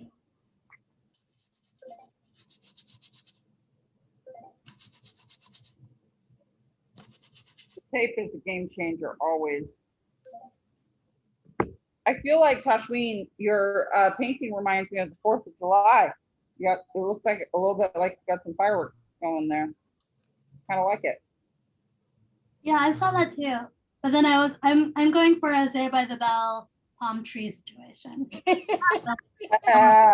I'm working towards that. Palm Springs is one of my favorite places to go. And thank you, Leah, for the advice. Yeah, it helped, didn't it? Like they're much steep. Those lines are much steeper than you think. It was one of those things where I really didn't want to do it, but I'm so glad I did. Said every artist ever. Right? Because things are problematic and like you have to figure out how to make it work. And you're like, and usually it's like the thing that takes the most effort too. That's part of it. Always. It's like, oh, the hardest way to do it. If you're willing to be there through that discomfort, that's like the best place to be. But it doesn't always feel like the best place in the moment. You're not like enjoying it. Yep. I had somebody say something to me the other day, like, oh my God, it must be so great. You're doing everything you love all the time. And I'm like, well, I mean, it's great. I'm not saying it's not great, but don't think that every moment is la la la la la. I every time somebody It's says still that, hard work. I say, do you know how much admin work it takes to be an artist? Yeah. You spend as much time on the computer categorizing and, oh my, Uh, God. Yeah, that's funny. And don't get me wrong, it is great to do what we love. Yeah. I'm not arguing it. There's just things about it. I just said there's things that you like about it and things that are hard. Yeah. And you have to like kind of put up with, just like anything, Yeah, things that you love and there are things that are hard.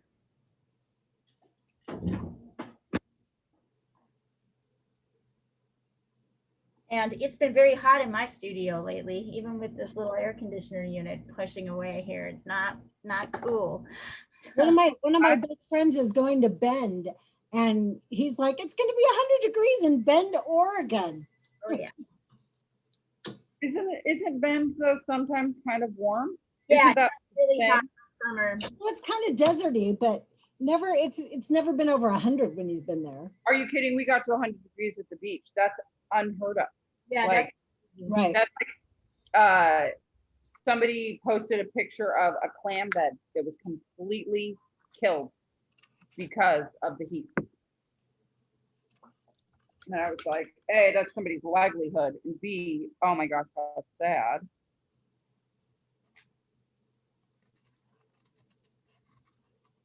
We're not quite ready for some gold leaf on this. It's still drying. I decided to add some gold leaf on this one too, and we'll see how it goes. We'll see how all the weird gold leaf comes out.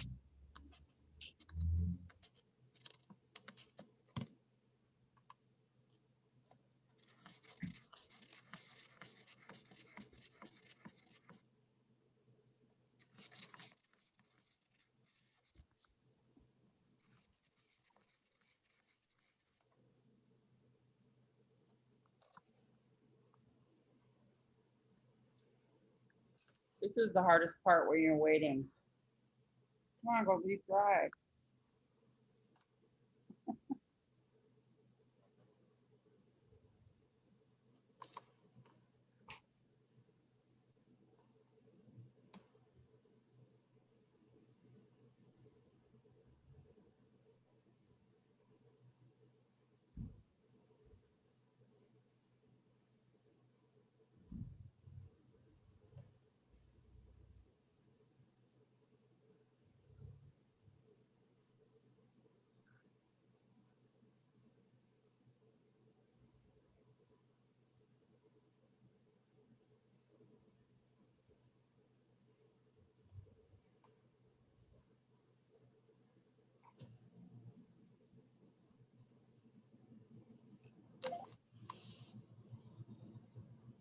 Mhm. Yes. Yep. Yep, Tosh, that's better.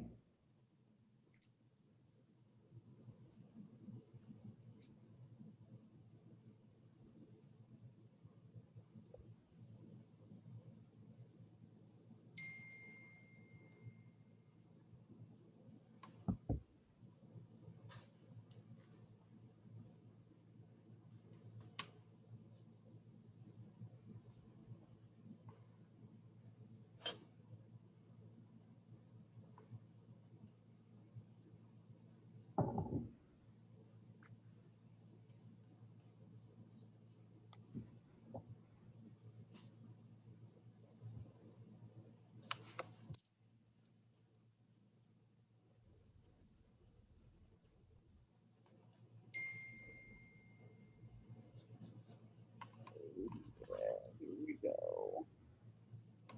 Pink clouds. So cute. I wish I had a little like camera into everybody. I wish I could see all of what you're doing. Fun to watch. But there are times when I would love to see Marcel doing over there. By the way, Marcel, I really like how you're doing these color combinations with your limited palette. The kind of cool blues with the golds, and then these bright orange and yellow, red and yellow, and those are working. I think they work really well. Thank you. I think limited is better for me. I I like want to apply all of the techniques and I don't want to get overwhelmed with all the array of color choices. So it's probably better I don't have a rainbow. I mean, I honestly never had acrylics before this class.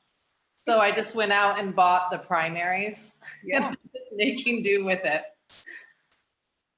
I actually have some really fancy handmade watercolors that are only in primaries.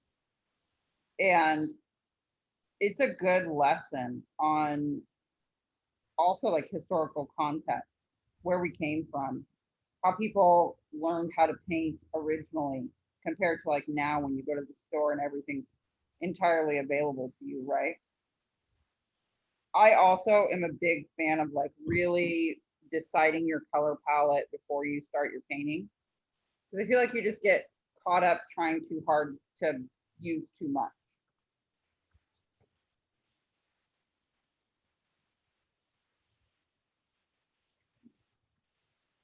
I'd say I'm really into the copper leaf on this painting.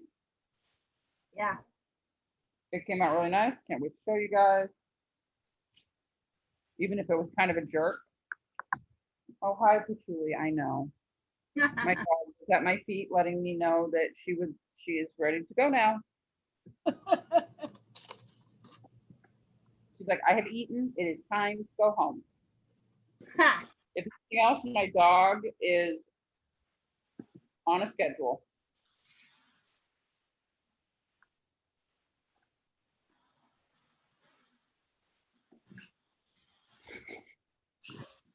Oh, honey dog.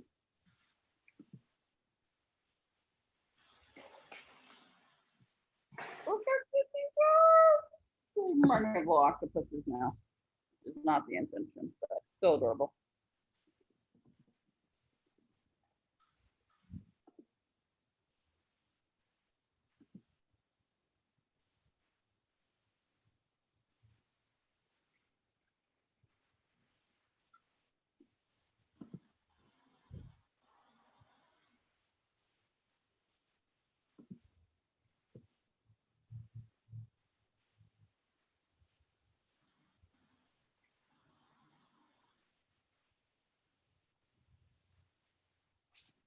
No, Oh, goodness. sorry. She's barking at somebody walking by. She has some opinions about the people that walk by my studio.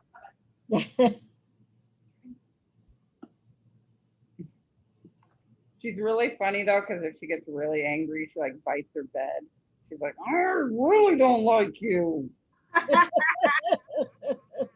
gonna mess up my own bed. I gotcha. She definitely has scared the male person several times, though, that's for sure. She's not a small dog. Is she feeling better these days? Yeah, we're limited on the distance of walks, but she's feeling better. We got her on glucosamine, and then CBD was really helpful, and we were kind of able to wean her off of the CBD, and then she's just on the glucosamine, and she has her movement back, and she's doing better. Excellent.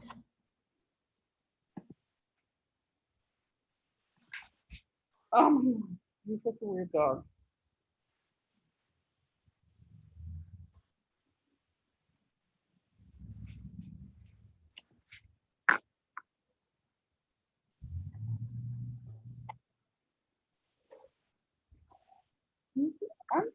Oh, fun. He's like a little walking alien. A walking alien. Good.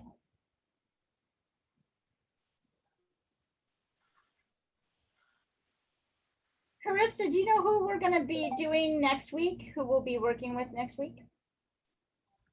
Jane. Oh my God. Cornwell. Let me make sure I say it correctly. Okay.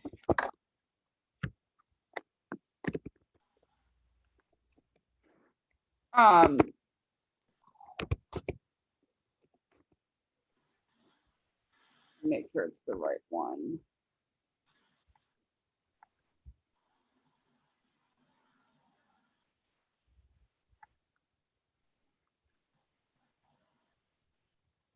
No, Jane Cornwell is not correct.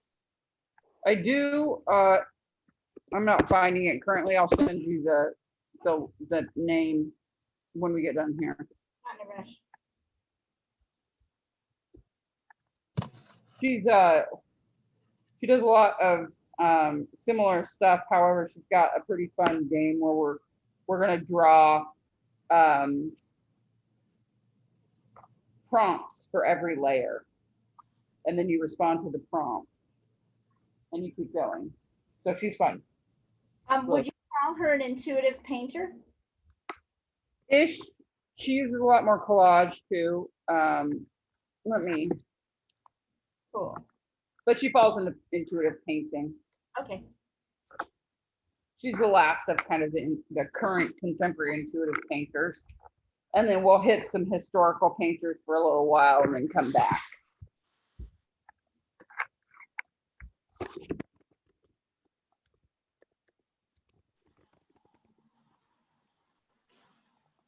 Jane Davies. Jane Davies. Got it. I was like, You're an artist brain. It's hard to remember words. well, and so many different names, you know. Yeah.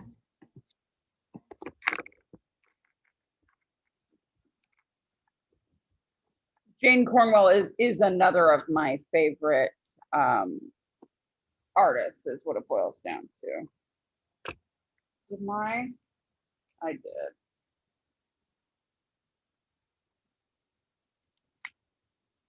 Woo, right, everybody? Let's make y'all sick for a little bit. Sorry. Had to fix my phone stitch. Still didn't fix it. These little guys are looking really cute. I am very satisfied with my 3 demos today, I will tell you all.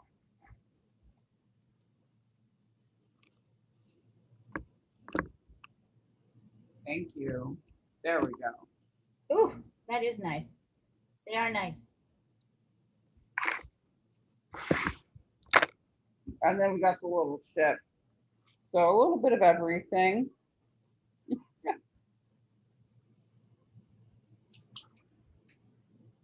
Is anybody stuck where they currently are? They would like to share their stuckedness. Sometimes it's good to work it out. I added another one just because I was having so much fun. It is fun. I literally could sit and paint like this for days. Yeah. Like, I feel like it's not stressful. You're just like, you know, hanging out.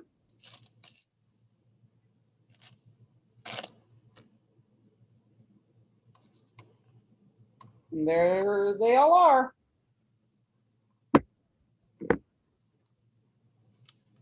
It's also fun to work in other artists' color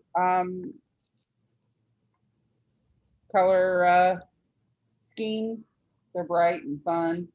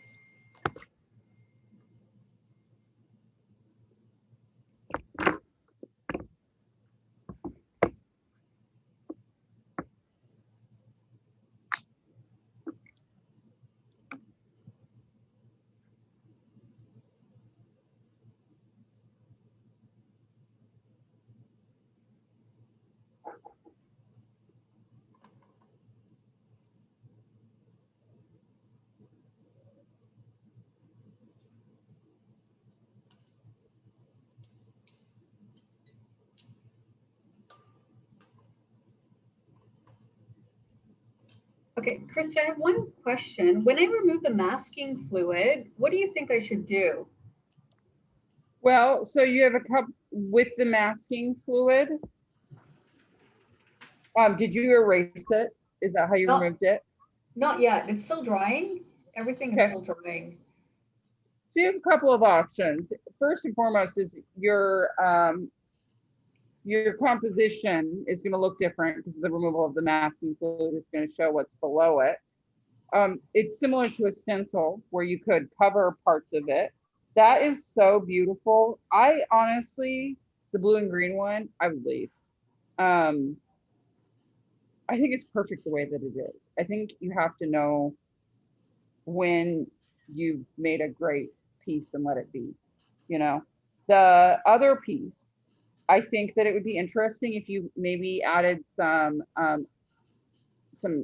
sort of horizontal play, whether that's Ah, like yeah.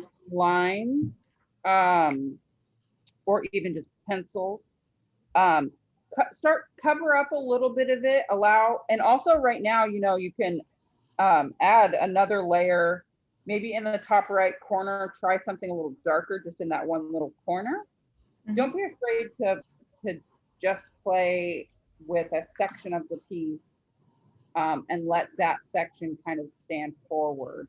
When you take off all the masking fluid, which is so much fun, you'll have that kind of underlayer that's going to be really great. But I like that. I like the blue and green one just the way that it is. Sans mask, like when you take that off, it's really beautiful. Those dots are really impactful. You also have the opportunity of darkening those dots with a different color. I would use some kind of orange if I wanted to darken one or two of them to make them stand out, you know? Okay. Oh, that's great. Yeah, I'm glad you got some of the masking fluid. It's so much fun. It is. I saw, What? speaking of masking fluid, you know, masking fluid's made of latex. In ceramics, they use latex a lot to do the same thing with masking fluid. And I saw an artist that does latex wall prints and turns them into hangings. So then they hang, they're installations that hang, and they take a print of, say, a wall that is deteriorating or breaking down. It's amazing how we use it as masking fluid, but then people are creating entire like installations out of it. Wow. Yeah, I'm amazed with what people come up with. Let's be real. Because it smells. It's terrible. It's just like spray painting though. Like one of the reasons that I also had to do the spray painting in advance is I did it outside. You know, I have a mask, but doing it outside so that it doesn't smell, and it still smells, you know, because it's on the paper. Okay. Sorry. I have other people talking to me. Sorry. Okay.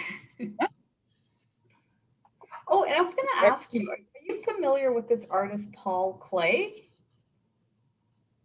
Paul Called Klee? what? Paul Klee? Klee, Klee? No. Okay, if you look him up, he does some interesting stuff. So I just wanted to get like your opinion and Leah's opinion, like what you think of him. He's an older, long gone German artist who's probably. Oh, you mean like, okay, hang on. Keep going. You know him. He painted The Kiss. You know him. Yeah. You would know him. You know him. He's very famous. You mean the famous Klee? Yes. Yeah. Yes. Of course we know. Yes. Yes. He was a compatriot of, he hung around with Jackson Pollock and others. Like he was in that same. Egon Schiele as well. Yes. He does interesting things with color that I thought you might like. Some is abstract. There's watercolor, oil. Interesting. A lot of geometric stuff, right? Mm-hmm. With it. It's interesting. It's funny. I never think of his first name. I'm like, Paul. Chris Clay. I really like his stuff. Yeah, he's color theory. His color theory is really nice. He clearly has like a color voice. And I think that, you know, people want to look at work and feel familiar with it. It can still be a new piece, but they want to feel the artist, and he does a great job using color to do that. Quite enjoyable. Hmm.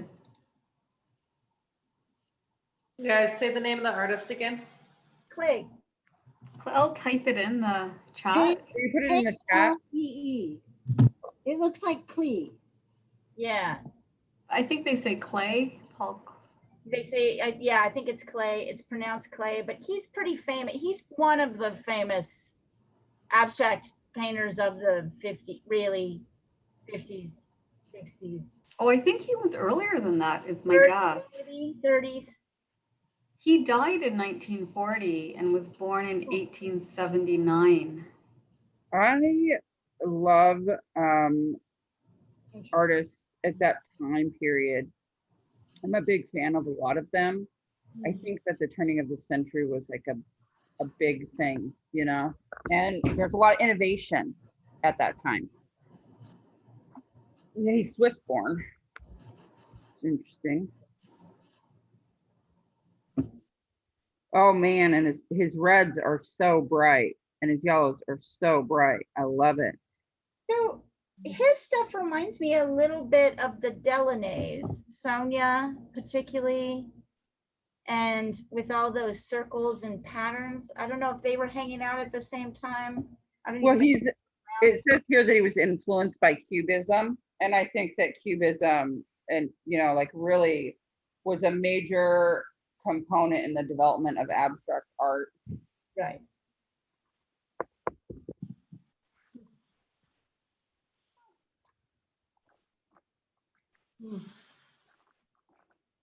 It's funny, you know, like the artists that we love. I do have a lot of classic artists that I love, but I also, you know, follow a lot of contemporary artists right now.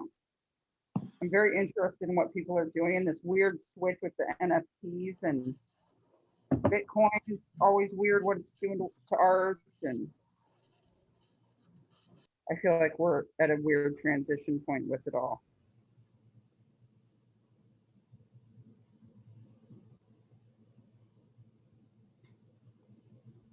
So what do you think are major innovations now in art then?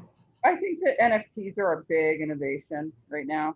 I think this idea of virtual reality art and what people are creating to sell on these weird marketplaces. I think in particular, a great example of that is like Heather Day, who is an abstract painter, who's an incredibly beautiful abstract painter out of San Francisco. And her most recent, she created an NFT and then created an installation in a gallery based off the NFT. You know, NFTs, if people don't know what they are, is they're digital artworks that are sold on what they call the blockchain. There are some benefits to them. It means that basically people are paying as much as you would pay for other art, tens of thousands, hundreds of thousands, millions, to own the rights to a digital piece of artwork. But because of the way that Bitcoin and other things like it are sold, there is ledgers associated with them. So they are considered to be more secure. It's harder to fake, right? Because it's actually written into the code of the actual piece of work. So Heather Day, who is an abstract painter, whose work is based off of large washes, essentially. She's done a couple of really cool digital projects with it. One of them is this installation that the different layers of the work, she's videotaped them on the different walls. So you step into the abstract painting and then it's reflected and it's moving and the videos are moving. She did a virtual reality piece with Facebook and Google where her painting, you know, they turned her painting into virtual reality so that it's kind of stepping out and you're actually like physically experiencing it and the painting is developing. The shoot is crazy. I think I could probably find a pretty cool video of it. So I think some of that innovation using technology and finding new ways to take analog work and make it digital is pretty incredible for me. Do you have any other opinions, Leah? I'm gonna try and find the video. Yeah, that would be great if you had a link. I was just looking at her stuff. If the thing is that to me, if you own a digital copy, like if you've saved it in the cloud, it could disappear someday. It doesn't work like that. It's not saved in the cloud. It's saved in a Oh, I know completely things aren't different, safe. Yeah. it's saved in a completely different part of the internet. And what's weird about the NFT thing is, so say somebody makes a analog version of it and then they digitize it and you buy this NFT that's digital, they have to burn the analog version because you are only allowed to own one version. Only one version is allowed to be owned. So It's could crazy. you only project it on your wall? You couldn't print it out, and frame it and put it on your wall?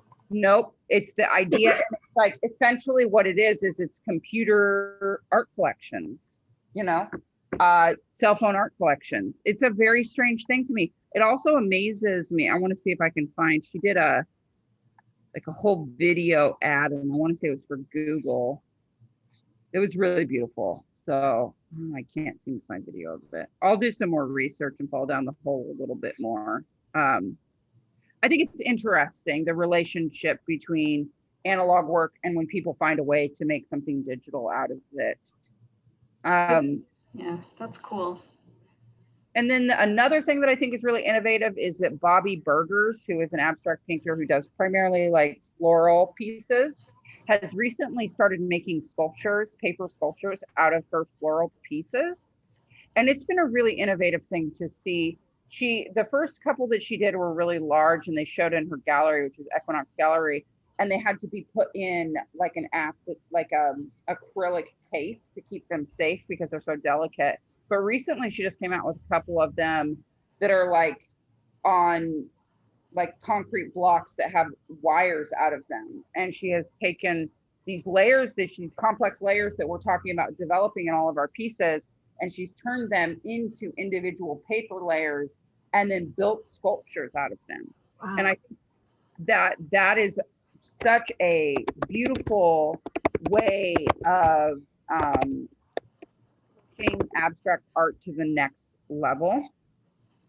You can, if you follow her Instagram, you'll see some of the sculptures and how she's kind of moving them.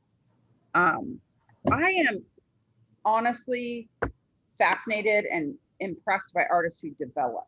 Lisa Onstead actually is a great example of a local artist. She uses the masking fluid, but her works were very particular one way. And this new work that she just came out with is a development. She is pushing her own self, pushing her own techniques, choosing new colors, taking techniques that she already was using and bringing them into new arenas. And so I'm always impressed and excited when I see an artist who can take something that they've mastered and find a whole new presentation for it. Yeah. So I'm excited. I didn't mean to cut you off. Go ahead. No. What were you gonna say? I didn't want to take up all your time. Did you want to tell something else? No, I had nothing else. Those were the three things that I thought of immediately. Awesome. Thank you. Right, so next week, we're going to continue on the exploration of intuitive painting with Jane Davies, adding, what are we adding in that? You said she does stuff with. She does prompts. So we'll do our layers by prompt. So unlike, some of these other ones which have kind of a formula, she's got like a bowl of prompts and then you pull them out and do what the layers said. Is there something like this time you said, if you wanted to use stencils, like, is there something else you could tell us in advance that we could have ready? If you have some kind of colored paper, she adds a lot of colored paper collage to her work. It's definitely an option, or we'll be able to do everything with acrylic that we have been doing. She's pretty basic, which is kind of awesome about her work. She's also pretty geometrical, which is cool too. Cool. Great. All Thank right, you guys. so much. Great work. Thanks, everyone. Tomorrow for All Classical at 3. Yes, I will see you tomorrow at 3. Bye, thank you. Bye. Bye, thank you. Okay. Thank you.